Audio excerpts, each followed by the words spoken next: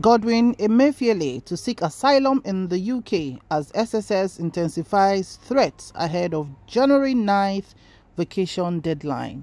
Hello everyone, welcome to Newsport TV.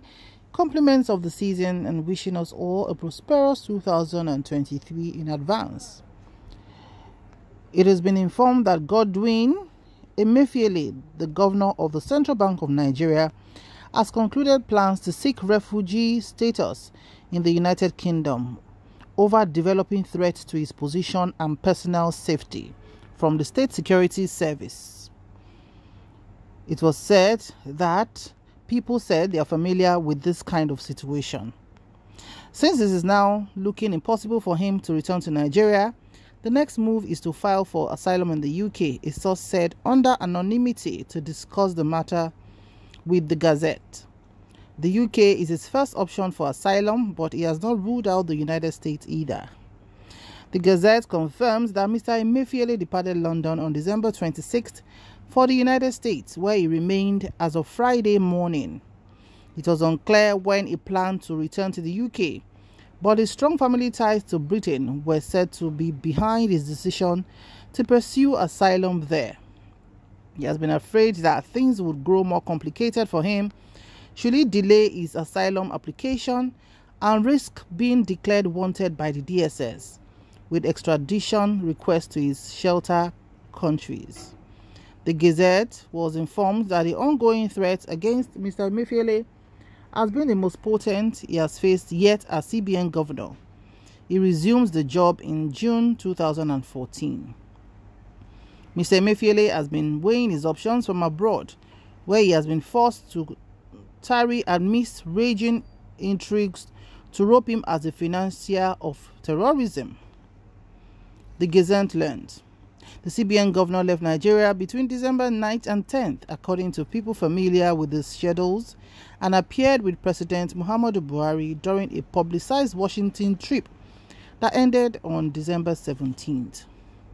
Prior to the trip, Mr. Emefiele had received presidential approval to proceed on vacation until January 9th, 2023, according to internal conversation obtained by the Gazette. This date is now seen as the most crucial for the CBN governor and even the president himself, our sources said. January 9 to 10 will be the most critical period for everyone involved in this matter. Another source familiar with the matter said, it is the date that the governor must be at his desk, the date that the president will have to take a decision if the governor fails to show up at the office. So that is why I said it is an important day for both the governor and the president, the source said. Yet, Mr. Emefiele continues to hold that only the president holds the power to make all the threats disappear overnight. The governor is obviously sure that only the president can call anyone behind this senseless assault to order, the second source added. While Mr. Emefiele would be willing to return to Nigeria if the president could offer protection from state goons at the SSS, only one manner of such guarantees can bring outright security that the CBN chief prefers. The president has to intervene and intervene publicly. It is only if he intervenes publicly that the governor can be assured of his safety and economic stability can be restored. Even if the SSS DG calls the governor and assures him he won't be arrested, it won't be enough, the official said. But either a public announcement of the SSS or preferably the president that the governor will not be arrested can be taken seriously. The spokesperson for the president did not return a request seeking comments about whether or how Mr. Emefiele might be assured of his safety in Nigeria. The SSS was unavailable for comments. Then, to support his asylum, Mr. Emefiele would rely on the December 13th court order that rubbished the SSS allegations and effectively declared him a victim on a hatch job. It is my respectful opinion that the applicant standing on his own is not sufficient evidence upon which to deprive a person of his liberty, Justice John Toho of the Abuja Division of the Federal High Court said in the judgment.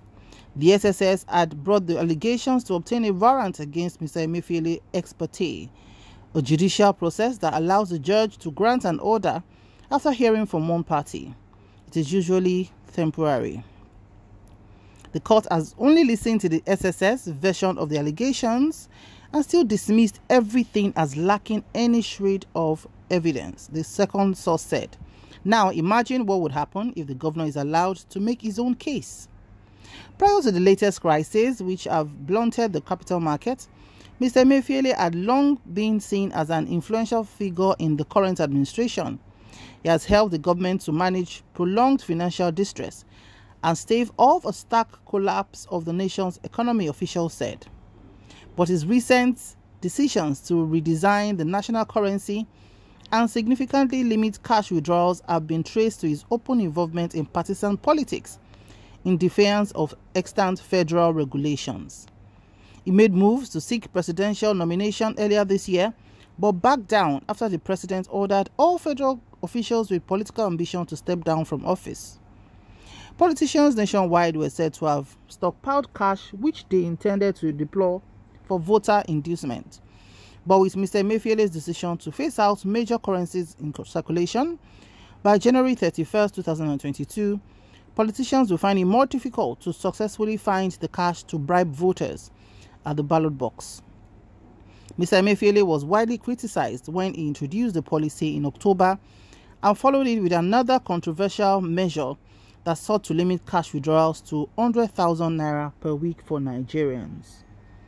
The CBN said more than 80% of the country's currency in circulation could not be traced, but critics said the move was an attempt to loot public funds through contract awards for printing new notes. Mr. Emefiele denied the allegations, saying monitoring currency in circulation and limiting cash withdrawals would bolster the country's economy because most transactions will be conducted through electronic channels that will make them traceable and taxable. So that is what we've got from Godwin Emefiele's, in what has been termed as the biggest fraud in the history of Nigerian financial institution of CBN, of the alleged fraud of 89 trillion naira fraud. This is one too many. The average Nigerian is used to hearing billions and trillions and billions of naira passing from one to another without any effect on the common man on the street. The economy is harsh, more than it has ever been before, with the society, financial sector, and every sector feeling the pinch of the crunch of different unfriendly policies, and also the hyperinflation of goods and services, amongst others. Please drop your comments in the comment section. Thank you very much for watching. Remember to like, share, and subscribe to our channel, and drop your beautiful and constructive comments in the comment section below. See you in the next news. Have a lovely day and stay safe out there. Bye for now.